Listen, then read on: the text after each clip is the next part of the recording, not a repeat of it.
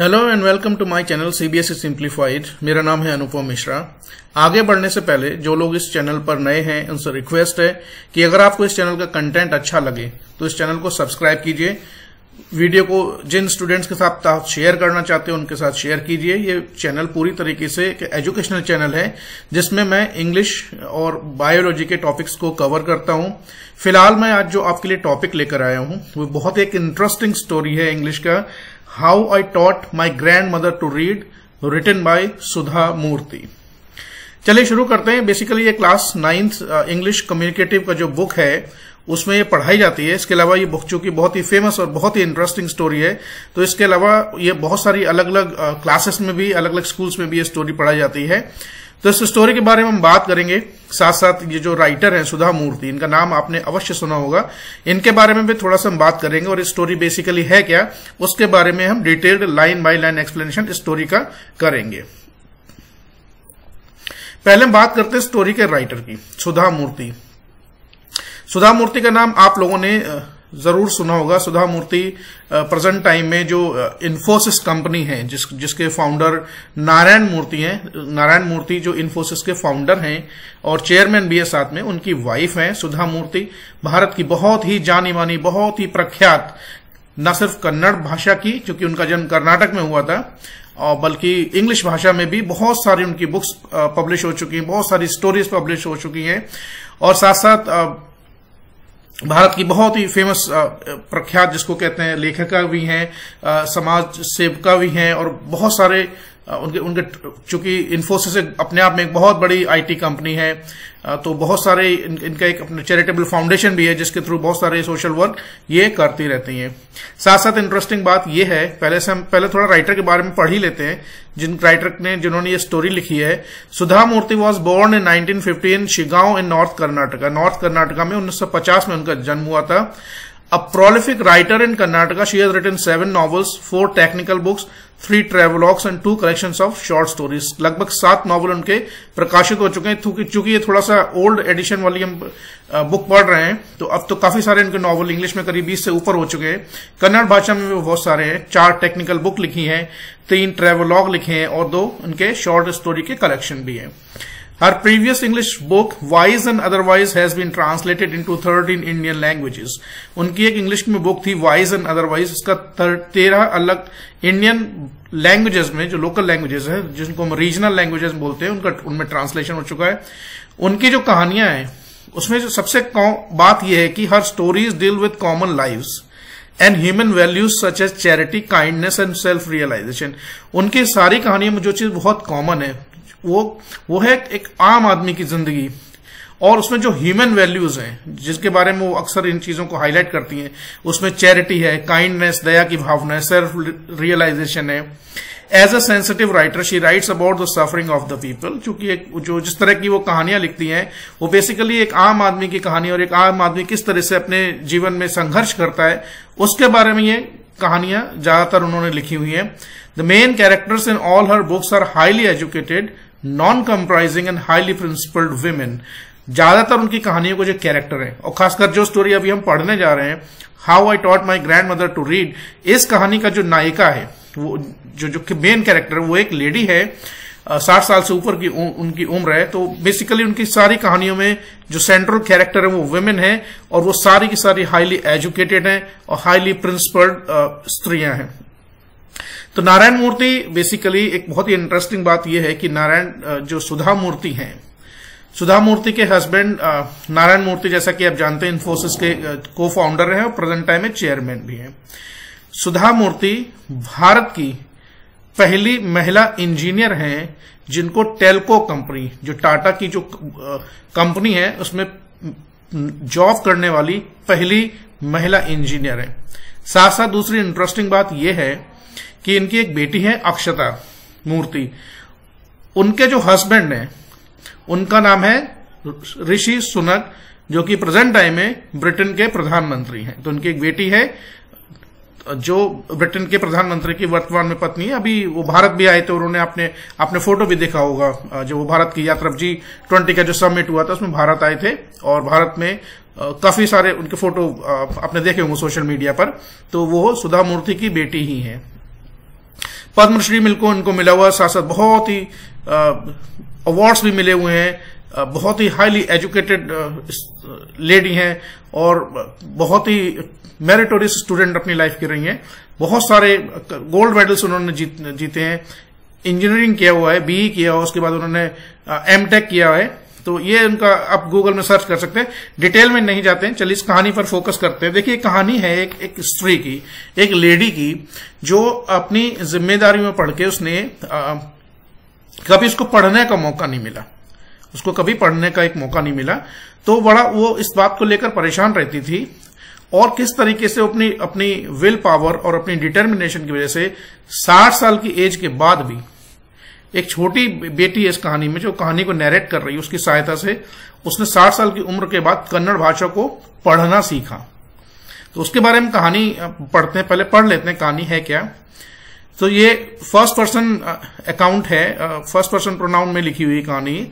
When I was a girl of about 12, I used to stay in a village in North Karnataka with my grandparents. Those days, the transport system was not very good, so we used to get the morning paper only in the afternoon. The weekly magazine used to come one day late, and all of us would wait eagerly for the bus, which used to come with the papers, weekly magazines and the post. ये कहानी एक 12 साल की छोटी लड़की के द्वारा narrate की गई है। तो कहती है नॉर्थ कर्नाटका के छोटे से गांव में अपने ग्रैंड पेरेंट्स के साथ रहती थी और इन दोनों ट्रांसपोर्ट सिस्टम बहुत ज्यादा अच्छा नहीं था। तो उसकी वजह से क्या होता था, जितनी भी डाक होती थी, मैगजीन्स होते थे, न्यूज़पेपर होते थे, वो बहुत लेट मिलते थे। वो इतना लेट मिलते थे कि वे सुबह का पेपर दोपहर तक घर में पहुंचता था, और जो मैगजीन उन्होंने घर पर वो मंगाते थे वो भी कम से कम 1 या 2 दिन बाद आती थी। और सारा घर का पूरा परिवार बच्चों सहित वो बस का वेट करते थे, जिन बस में वो मैगजीन और न्यूज़पेपर सप्लाई होती थी। At that time, Triveni was a popular writer in Kannada language. She was a wonderful writer. Her style was easy to read and very convincing. Her stories usually dealt with complex psychological problems in the lives of ordinary people and were always very interesting. Unfortunately, for Kannada literature, she died very young, and even now, after 40 years, people continue to appreciate her novels. तो उस समय Kannada language में त्रिवेणी करके एक writer थी, बहुत ही popular Kannada भाषा की राइटर रही हैं, और उनका जो लिखने का स्टाइल था बहुत ही कन्विंसिंग था, बहुत ही पढ़ने में आसानी से समझ में आने वाला था। और उनकी कहानियों में जो मेन चीज होती थी, जो मेन सेंट्रल चीज होती थी, वो कहानियां आम लोगों की कहानियां होती थी, और जिनमें आम लोगों की कहानियों की जिंदगी में जो क्या क्या साइकोलॉजिकल प्रॉब्लम्स आती थी उनके बारे में वो ज्यादातर कहानियां होती थी। लेकिन दुर्भाग्य की बात यह है कि वो जो त्रिवेणी नाम की राइटर थी, उसकी जो डेथ बहुत कम उम्र में हो गई, और राइटर कहती है उनकी मृत्यु के 40 साल बाद भी उनके जो लिखा हुआ वर्क है, उनके जो नॉवल है, लोग आज भी उसको पढ़ते हैं और बड़ा ही अप्रिशिएट करते हैं। और उसमें से एक नॉवल था जिसका नाम था काशी यात्रा। One of her novels, Kashi Yatra, was appearing as a serial in Kannada weekly Karmavira then. It is a story of an old lady and her ardent desire to go to Kashi or Varanasi. Most Hindu believes that going to Kashi and worshipping Lord Visheshwara is the ultimate पुण्य। उस समय पर उनका एक बहुत ही famous novel था काशी यात्रा, जो कि उस टाइम एक कन्नड़ की वीकली मैगजीन आती थी कर्मवीरा, उसमें वो प्रकाशित हो रहा था वीकली मैगजीन में। और ये बेसिकली कहानी है एक लेडी की, एक बूढ़ी औरत है, और उसकी बहुत ही स्ट्रांग डिजायर थी कि वो एक दिन काशी में जाएगी और भगवान जो विश्वेश्वर है, जो भगवान शिव है वहां पर, लॉर्ड शिव जिनको बोलते हैं, उनकी वो पूजा करना चाहती थी, उनके दर्शन करना चाहती थी। और हिंदू धर्म में ऐसी मान्यता है कि काशी जब भी आप जाए भोले बाबा के दर्शन जरूर करें। And this lady also believed in this, and her struggle to go there was described in that novel.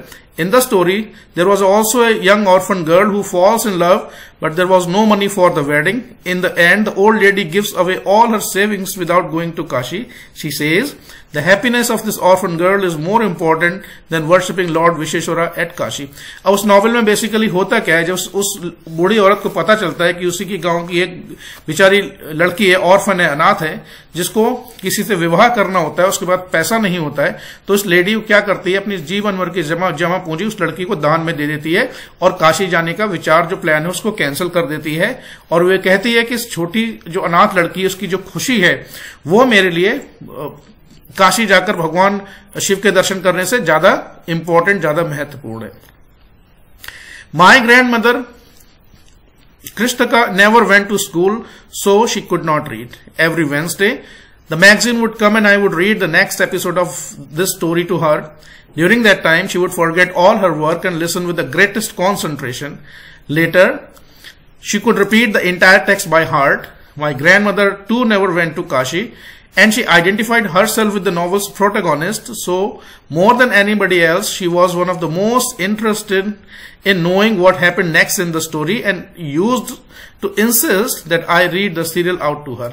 मेरी जो ग्रैंड मदर है, कह रही वो कभी स्कूल नहीं गई और हर बुधवार को जब वो मैगजीन आती थी तो वो उसका जो नेक्स्ट एपिसोड है, वो राइटर जो जिस कहानी के जो राइटर है सुधा मूर्ति, वो कह रही मैं उनके लिए पढ़ नहीं पाती थी बेचारी, तो वो उसको पूरा नरेट करके पूरा का पूरा एपिसोड उनको सुनाती थी। तो जब वो उसको स्टोरी को नरेट करती थी ये राइटर जो सुधा मूर्ति है अपनी दादी को, तो बड़ा ही ध्यान से सुनती थी, सारे काम अपने छोड़कर बड़ा ही ध्यान से उसको सुनती थी। और अगले दिन वो पूरा का पूरा जो उन्होंने सुना होता था कहानी, वो अगले दिन वो उसको याद करके सुना भी देती थी। और वो कह रही कि भाई मेरी दादी थी वो खुद कभी काशी नहीं गई, तो वो जो नॉवेल था काशी यात्रा, उसमें जो लेडी थी, तो दादी अपने आप को ठीक वैसा ही समझती थी कि वो मानती थी कि वो उनकी कहानी और उस लेडी की कहानी जो उस नॉवेल में थी, दोनों की कहानी एक जैसी है, क्योंकि वो कभी दोनों में से कभी कोई काशी गया नहीं था। तो कहती हैं भाई दादी को बड़ा इंटरेस्ट रहता था कि भाई उस एपिसोड में अगली बार क्या हो रहा है, अगली बार अगले दिन क्या होगा या अगले एपिसोड में क्या होगा। तो वो जब भी मैगजीन आती थी वो मुझसे कहती थी भाई आप मेरे लिए कहानी पढ़ के सुनाओ, और उनको बड़ा इंटरेस्ट आता था इन कहानी को सुनने में। And after hearing what happened next in Kashi Yatra, she would join her friends at the temple courtyard, where we children also would gather to play hide and seek. She would discuss the latest episode with her friends, and at that time I never understood why there was so much of debate about the story. अब वो काशी यात्रा जो magazine थी उसमें अगले episode में क्या हुआ है, उसके बाद क्या हुआ, जो वो मेरे से सुन लेती थी, तो उसके बाद जाके उनके घर के आसपास कोई मंदिर था जहां पर जाके उस शहर उस मोहल्ले की या गांव की बाकी की जो स्त्रियां होती थी वो जाकर बैठती थी और कहते हम बच्चे भी उस मंदिर के आसपास खेलते रहते थे। तो ये सारे लोग क्या करते थे बैठ के, वो उनका मेन डिस्कशन होता था कि इस नॉवेल में आगे क्या होगा, इन्हीं सब बारे में ये लोग बात करते रहते। राइटर कह रहा है कि भाई मुझे ये समझ में नहीं आता था छोटी बच्ची के रूप में, तो ये कहते थे कि भाई इस स्टोरी के बारे में इतना क्या डिस्कशन ये लोग आपस में करते हैं। देखिए स्टोरी काफी पहले लिखी गई है और हम जैसा कि हम समझ सकते हैं उन दिनों में एंटरटेनमेंट के साधन के लिए ना तो लोगों के पास मोबाइल थे, टीवी भी नहीं था, और खासकर गांव में तो शायद किसी एक आध घर में ही टीवी होता था। तो लोगों के जो मनोरंजन का साधन होता था वो इसी तरीके की जो छोटी मोटी लोग आपस में बैठकर मीटिंग्स करते थे या एक दूसरे से घंटों घंटों बैठकर बातें किया करते थे, डिस्कशन किया करते थे। Once I went for a wedding with my cousin to the neighboring village. In those days, a wedding was a great event. We children enjoyed ourselves thoroughly. We would eat and play endlessly, savoring the freedom because all the elders were busy. I went for a couple of days but ended up staying for a week. कह रहा एक दिन भाई मुझे अपने cousin की शादी में पड़ोस के गांव में जाना पड़ा, और उस समय की बात है भाई वेडिंग भी बहुत बड़े फंक्शन हुआ करते थे। आप आमतौर में देखा होगा, आप अगर अपने पेरेंट्स से इस बारे में बात करेंगे तो ये आपको बात को जरूर बताएंगे कि पहले जिस तरह की शादियां हुआ करती थी तो रिश्तेदार कई दिन पहले पहुंच जाते थे और कई शादी के बाद भी 2-4 दिन 5 दिन रुककर भी आते थे। बच्चा और बड़े सब बड़ा ही एंजॉय करते थे। तो एक राइटर करिए भाई ये हमारे लिए तो बहुत ही भाई एंजॉय करने के दिन हुआ करते थे, और उसका कारण यह था कि हमें पूरी फ्रीडम मिलती थी उस टाइम पर, ना हमें स्कूल जाना है ना हमें कुछ होमवर्क करना है, और सारे के सारे घर के जो बड़े हैं वो कामों में बिजी रहते थे। तो भाई कहते थे हमें बड़ा मजा आता था, हम तो खूब खेलते थे और खाते थे और पूरा अपना लाइफ को एंजॉय करते थे। तो राइटर कह रही देखो गई तो मैं 2-4 दिन के लिए थी, लेकिन मुझे वहां पर 1 हफ्ते रुकना पड़ा। And when I came back to my village, I saw my grandmother in tears. I was surprised, for I had never seen her cry even in the most difficult situation. What had happened? I was worried. कह रही जब वो 1 हफ्ते बाद वापस आई तो मैंने देखा कि मेरी दादी रो रही थी। मुझे बड़ा आश्चर्य हुआ कि मैंने उनको जिंदगी में कभी रोते हुए नहीं देखा, मुश्किल से मुश्किल सिचुएशन में भी कभी मैंने उनको रोते हुए नहीं देखा। तो फिर मैंने उनसे पूछा कि भाई आप क्यों रो रही हैं? Avva is everything all right, are you okay? Avva, वो अपनी दादी को अव्वा कहती थी। सुधा मूर्ति जो राइटर है इस कहानी की, वो अपनी दादी को अव्वा कहती थी। I use to call her Avva which means mother in Kannada spoken in north Karnataka. तो अव्वा कन्नड़ भाषा में, जो साउथ कर्नाटक में जो भाषा बोली जाती थी उसमें मदर को अव्वा बोलते थे। अब उन्होंने कोई जवाब तो दिया नहीं, भाई कुछ नहीं बोली। She noted but she did not reply. I did not understand or forget about it. in the night. After dinner, we were sleeping in the open terrace of the house. It was a summer night and it was a full moon. Awa came and sat next to me. Her affectionate hands touched my forehead. I realized she wanted to speak. I asked her, what is the matter? अब अवा ने कुछ, दादी ने कुछ कहा नहीं भाई, लेकिन कह रही भाई मुझे कुछ समझ में नहीं आया भाई उनका इस तरह का रिएक्शन क्यों था। वो कह रही फिर मैं ये सब बातें भूल गई। जब रात की बात है, सब लोगों ने खाना खा लिया, सब लोग छत पर सो रहे थे, गर्मियों के दिन थे और उस समय चंद्रमा की रोशनी भी हुई थी। तो अवा मेरे पास आई और बैठ गई और मेरे अपने हाथ से मेरे माथे को सहलाया। तो मुझे ऐसा लगा कि वो कुछ कहना चाहती हैं, तो मैंने पूछ ही लिया भाई क्या बात है, आप इतना परेशान क्यों, रो क्यों रही हो? तो दादी कहती है, when I was a young girl I lost my mother. There was nobody to look after and guide me. My father was a busy man and got married again. In those days, people never considered education essential for girls. देखिए इस poem, ये जो story है, इसके centre में एक जो idea, एक जो मैसेज निकल के आ रहा है। देखिए आज भी पुराने समय में क्या होता था कि खासकर गांवों में एजुकेशन को इतना महत्व तो नहीं दिया जाता था, खासकर लड़कियों की एजुकेशन का। उनको लगता था भाई लड़कियों को एजुकेट करके क्या फायदा है, तो पढ़ लिख कर भी दूसरे घर चली जाएंगी, हमारे तो पैसे की बर्बादी होकर पैसे, और वैसे भी इनको पढ़ लिख कर करना क्या, इनको नौकरियां तो करनी नहीं, इनको वैसे भी घर चलाना है और घर के काम देखने, खाना बनाना और बाकी काम आने चाहिए। तो दादी कह रही भाई देखो, जब मैं छोटी थी मेरी मदर मर गई, ठीक है, और मुझे देखभाल करने वाला कोई था नहीं। मेरे फादर बहुत बिजी आदमी थे, उन्होंने दूसरी शादी कर ली और हमें कभी इन सब चीजों के लिए टाइम नहीं मिला। तो उस टाइम लोग भी समझते थे भाई पढ़ाई लिखाई तो ठीक है, लड़कों के लिए तो जरूरी है, लेकिन लड़कियों के लिए पढ़ाई लिखाई की इतना क्या इंपॉर्टेंस। तो कह रही मैं तो भाई देखो कभी स्कूल गई नहीं, मुझे जाने का मौका ही नहीं मिला, ठीक है। And I got married very young and had children. I became very busy. Later, I had grandchildren and always felt so much happiness in cooking and feeding all of you. At times, I used to regret not going to school, so I made sure that my grandchildren and children studied well. कहते देखो मुझे कभी मौका ही नहीं मिला। उसके बाद मेरी शादी हो गई, फिर बच्चे हो गए, फिर उनके बच्चे हो गए, तो मेरा सारा जो समय था उनकी ही सेवा में, उनके लिए खाना बनाना और उनका ध्यान रखने में, इसी में मेरा सारा समय निकल गया। अब मुझे ऐसा लगता है कि भाई इतनी मेरी अब एज हो गई है। अब परेशानी क्या थी, देखो वो पढ़ी लिखी तो है नहीं, वो पढ़ नहीं पाती थी, कन्नड़ भाषा उन्होंने कोई सीखी नहीं, बोलना तो देखो सभी को आता है, भाषा तो हर बच्चा बोल लेता है, बिना पढ़ा लिखा भी बोल लेता है, लेकिन जो पढ़ना चीज होती है, अल्फाबेट्स को पहचानना, उसको पढ़ना, वो चूंकि पढ़ नहीं पाती थी, तो वो पूरी तरीके से अपनी जो ग्रैंड डॉटर है, कहानी के राइटर, उस पर डिपेंडेंट थी कि वो जब कहानी पढ़ती थी तब वो उसको सुनकर समझती थी। और जब वो गांव दूसरी शादी में चली गई तो उसको बड़ा दिक्कत हुई, उसको कहानी पढ़ने वाला कोई नहीं था और इसीलिए वो परेशान थी और इसीलिए वो रो रही थी। तो वो अपना कारण बताती है कि भाई मैं क्यों रो रही थी।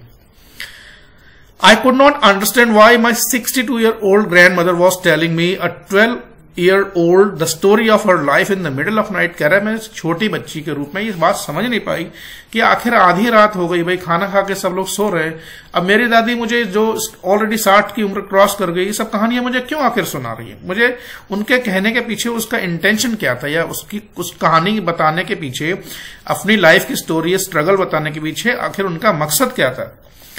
But I knew I loved her immensely and there had to be some reason why she was talking to me. I looked at her face. It was unhappy and her eyes were filled with tears. She was a good-looking lady who was usually always smiling. Even today, I cannot forget the worried expression on her face. I leaned forward and held her hand. कह रहा देखो, मैंने जब उनकी तरफ देखा, मुझे ये लगा कि भाई कोई ना कोई बात, गंभीर बात तो जरूर है, और इसीलिए इतना लेट नाइट में मुझे एक छोटी बच्ची हूं, फिर भी अपनी सारी कहानी सुना रही। तो मैं इतना तो समझ गई कि भाई ये मामला कुछ गंभीर है और ये किसी चीज को खुश नहीं है, और इनकी आंखों में आंसू भी हैं।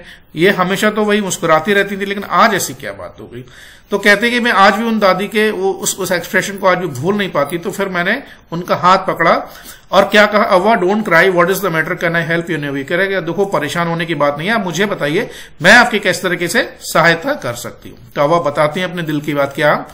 Yes I need your help. You know, when you are away, Karmveera came as usual. I opened the magazine. I saw the pictures that accompanies the story of Kashi Yatra, and I could not understand anything that was written. Many times, I rubbed my hands over the pages wishing that they could understand what was written, but I knew it was not possible.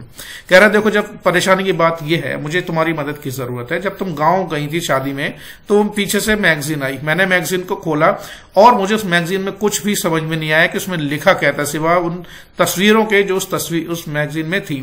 तो मैंने कई बार कोशिश की, मैं पढ़कर समझने की कोशिश करूं कि ये वो आखिर लिखा क्या है, और कोशिश में मैंने अपने हाथ को उन जो अक्षरों पर मैं रगड़ती थी उंगलियों से, ये कोशिश करती थी शायद मैं तो नहीं समझ पा रही हूँ क्या लिखा, शायद मेरी उंगलियां ही समझ जाए क्या लिखा, लेकिन तुम तो जानते हो भाई ये तो संभव है नहीं। उसका रीजन क्या है कि मैं कभी स्कूल नहीं गई और मैंने कभी पढ़ाई लिखाई को इंपॉर्टेंस नहीं दी। काम की वजह से अपने आप को मैंने इतना एंगेज कर लिया, इतना मैं बिजी रही जिंदगी भर, बच्चों की फिर उनके बच्चों की देखभाल में सारा समय निकल गया, तो मुझे कभी पढ़ने का मौका नहीं मिला। तो हुआ क्या basically, if only I was educated enough, I waited eagerly for you to return. I felt you could come early and read for me. I even thought of going to the village and asking you to read for me. I could have asked somebody in this village, but I was too embarrassed to do so. So I felt very dependent and helpless. We are well off, but what is the use of the money when we cannot be independent? जब तुम यहाँ नहीं थी तो मुझे एक बार ऐसा लगा कि मैं तुम्हारे पास पहुंच जाऊं मैगजीन को लेकर, तुमसे कहूं कि भाई ये मैगजीन मुझे पढ़ के सुना दो, या गांव में भी किसी को बोलूं भाई जरा पढ़ के सुना देना, लेकिन कह रहा ऐसा करना मुझे अच्छा नहीं लगा। तो मुझे ऐसा एम्बैरेसमेंट फील हुआ, बड़ी शेम सी, बड़ी शर्म सी महसूस आई। तो मुझे लगा कि भाई इन छोटी सी चीज के लिए जो अगर मैंने स्कूल गई होती और मैंने पढ़ना सीख लिया होता तो मुझे किसी पर डिपेंडेंट होने की जरूरत नहीं होती। हम वेल ऑफ बहुत अच्छी फैमिली से बिलोंग करते हैं, लेकिन ऐसे पैसे का क्या फायदा कि जब आप लाइफ में इंडिपेंडेंट नहीं हो सकते, यानी कि पैसा होने के बाद भी, अच्छा खासा पैसा होने के बाद भी आप किसी चीज के लिए दूसरों पर डिपेंडेंट रहें, तो उस पैसे का आखिर फायदा क्या है। I saw the determination on her face, yet I laughed at her. Awa, at the age of 62, you want to learn the alphabet? All your hair is grey, your hands are wrinkled, you wear spectacles, you were so much in kitchen. कह रहे हैं अम्मा कैसी बातें कर रही हो, आप 62 साल की हो गई हो और अब आप सीखना पढ़ना सीखना चाहती हो, सारे बाल तो आपके सफेद हो गए, हाथों में झुर्रियां पड़ गई, चेहरों पे ऐनक लग गई, बुढ़िया हो गई हो तुम, इतना सारा तुम दिन भर में काम करती हो, तुम अब ठीक है चलो तुम पढ़ना चाहती हो सीखना चाहती हो, लेकिन तुम्हारे पास समय कहाँ है भाई, तुम इतना बिजी रहती हो। Childishly I made fun of the old lady but she smiled. कह रहा है देखो मैंने तो उस दादी का मजाक उड़ाने की कोशिश की, लेकिन उन्होंने कोई जवाब नहीं दिया, केवल मुस्कुरा दिया। For a good cause, if you are determined, you can overcome any obstacles and I will work harder than anybody, but I will do it. For learning there is no age bar. कह रहे देखो तुम कुछ भी कहो, लेकिन मैंने पूरी तरीके से डिसाइड कर लिया है कि किसी भी तरह की कोई परेशानी आएगी, कोई बाधा आएगी तो मैं उसको पार करके रहूंगा, और जितनी मेहनत हो सकती है मेरे से मैं उतनी मेहनत करूंगी। और तुम तो जानती हो, तो कहावत है कि वे सीखने की कोई ना कोई उम्र होती है ना कोई सीमा होती है। जब उस लड़की ने देखा कि भाई एक बूढ़ी औरत जो 60 साल की उम्र पार कर चुकी है, बच्चे हो गए, उनके भी बच्चे हो गए हैं, और उस औरत के अंदर सीखने की इतनी स्ट्रांग डिजायर है, तो राइटर ने उसको मना नहीं कर पाई। तो हुआ क्या, उन्होंने डिसाइड किया। The next day onwards I started my tuition. Avva was a wonderful student. The amount of homework she did was amazing. She would read, repeat, write and recite.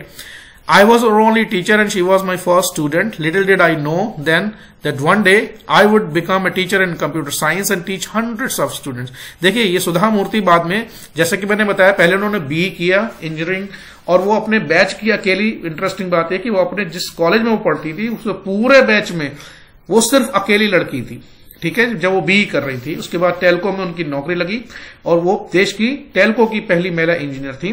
उसके बाद उन्होंने M.Tech किया कंप्यूटर साइंस में, और वो she joined शायद किसी college में वो कंप्यूटर साइंस की टीचर बन गई। बहुत सारे उसके बाद उन्होंने सोशल वर्क में जैसे कई सारी लाइब्रेरीज बनवाई हैं, कई सारे उन्होंने बहुत सारे बच्चों को पढ़ाई के लिए भी सपोर्ट करती, आज भी बहुत सारे काम वो सोशल सर्विस के करती रहती हैं। अब क्या हुआ, द दशहरा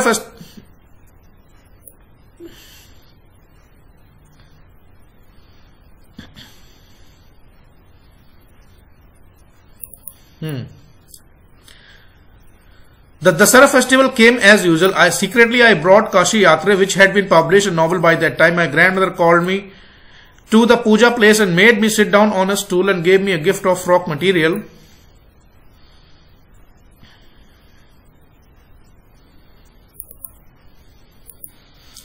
तो क्या हुआ फिर उसके बाद उन्होंने, सुधा मूर्ति ने अपनी दादी को रोज अल्फाबेट सिखाना शुरू कर दिया। The Dussehra festival came as usual. Secretly I bought Kashi Yatre, which had been published as a novel by that time. My grandmother called me to the puja place and made me sit down on a stool. She gave me a gift of a frock material. Then she did something unusual. She bent down and touched my feet. I was surprised and taken aback. अब देखिए जो उन्होंने जो पढ़ाना शुरू किया तो इसमें बीच में थोड़ा सा कुछ मिसिंग है। तो एक दशहरा का फेस्टिवल को उन्होंने डेडलाइन रखी थी कि भाई दशहरा फेस्टिवल हम डेडलाइन रखते हैं और उस दिन आने तक मुझे विश्वास है कि मैं जो लैंग्वेज है कर्नल लैंग्वेज को पूरी तरीके से पढ़ना सीख जाऊंगी। बहुत अच्छी स्टूडेंट रही वो, राइटर कहती है, जब मैंने उनको सिखाना शुरू किया। तो भाई दशहरा फेस्टिवल का टाइम आया तो राइटर कह रही मैं चुपचाप से वो काशी यात्रा बुक जिसको दादी पढ़ना चाहती थी वो कह रही मैं ऑलरेडी खरीद कर ले आई थी। तो मेरी दादी ने मुझे पूजा, जहां पर दशहरे की पूजा होती वहां पर बुलाया और मुझे सामने एक स्टूल पर बैठाया और मुझे एक गिफ्ट में एक फ्रॉक दी। उसके बाद उन्होंने कुछ ऐसा किया जिसको मैंने कभी एक्सपेक्ट नहीं किया था। वो आगे झुकी और उन्होंने मेरे पैर छू लिए। I was surprise and taken aback. मुझे भरोसा नहीं हुआ। Elders never touch the feet of youngsters. We have always touched the feet of God, elders and teachers. We consider that as a mark of respect. It is a great tradition, but today the reverse had happened and it was not correct. कह रहा है ये तो बड़ा आश्चर्य हुआ कि भाई बड़े लोग तो छोटों के पैर हमारे भाई कल्चर में तो छूते नहीं है। हम या तो अपने बड़ों के पैर छूते हैं या भगवान के छूते हैं या गुरु के पैर छूते हैं। क्योंकि ऐसा करके हम अपना सम्मान उनके प्रति प्रकट करते हैं। ये बहुत अच्छा ट्रेडिशन है, लेकिन इसका उल्टा नहीं होता कि भाई बड़े लोग छोटों के पैर छूं। ऐसा तो कभी नहीं हुआ, ऐसा होना भी नहीं चाहिए।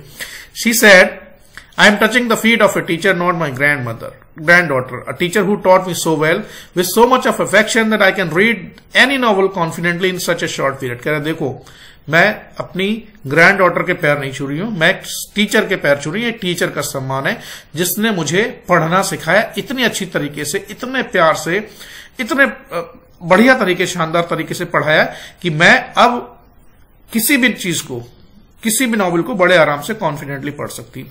Now I am independent. It is my duty to respect a teacher. Is it not written in our scriptures that a teacher should be respected irrespective of the gender or age? कह रहा देखो अब मैं पूरी तरीके से independent हो गई हूं और मेरा ये ड्यूटी है, कर्तव्य है कि एक टीचर का सम्मान करना चाहिए। तो पूछती है कि भाई क्या तुमने हमारे जो पुराण है, स्क्रिप्चर्स है, हमारे ग्रंथ है, उनमें लिखा नहीं कि टीचर का सम्मान होना चाहिए? टीचर का सम्मान तो होना चाहिए, चाहे वो उसकी एज कुछ भी हो, चाहे वो जेंडर किसी का भी, चाहे वो किसी भी धर्म या जाति का हो।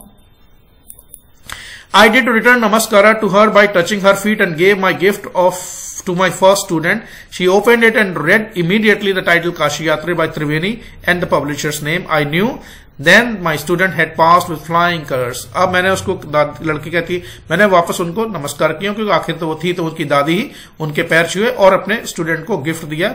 वो गिफ्ट कुछ नहीं था, बेसिकली वही काशी यात्रा नॉवेल था। और जैसे ही दादी ने अपने हाथ में उस नॉवेल की बुक को पकड़ा तो तुरंत उन्होंने उस जो टाइटल था काशी यात्रा वो पढ़ के और पब्लिशर का नाम भी पढ़कर उस लड़की को सुनाया। तब राइटर को लगा कि भाई मेरा जो स्टूडेंट है बहुत ही शानदार तरीके से इस एग्जाम को पास कर गया। और एग्जाम क्या था? 62 साल की उम्र में अपनी विल पावर और डिटर्मिनेशन की वजह से उन्होंने ना सिर्फ सीखा बल्कि उसको पढ़ना सीखा। तो ये बहुत ही एक शानदार, जैसे मैंने बताया, स्टोरी थी। बहुत ही इंटरेस्टिंग स्टोरी है। खासकर ये बैकग्राउंड में जैसे मैंने बोला, it tells us the importance of education and learning has no age bar and there is no limitation. पढ़ने की कोई सीमा नहीं होती, सीखने की कोई उम्र नहीं होती। और जो लाइफ में एजुकेशन है वो बहुत इंपॉर्टेंट, चाहे वो लड़की हो या फिर वो लड़का, सभी के लिए बहुत इंपॉर्टेंट है। ये एक एक्सप्लेनेशन आपको कैसा लगा कमेंट सेक्शन में जरूर बताइए। नोटिफिकेशन बेल को अवश्य दबाएं ताकि हमारे जो वीडियोस इस चैनल पर अपडेट होते रहते, अपलोड हम करते हैं, वो आपको समय समय पर मिलते रहें। चैनल से जुड़ने के लिए बहुत बहुत धन्यवाद। आपका दिन शुभ रहे।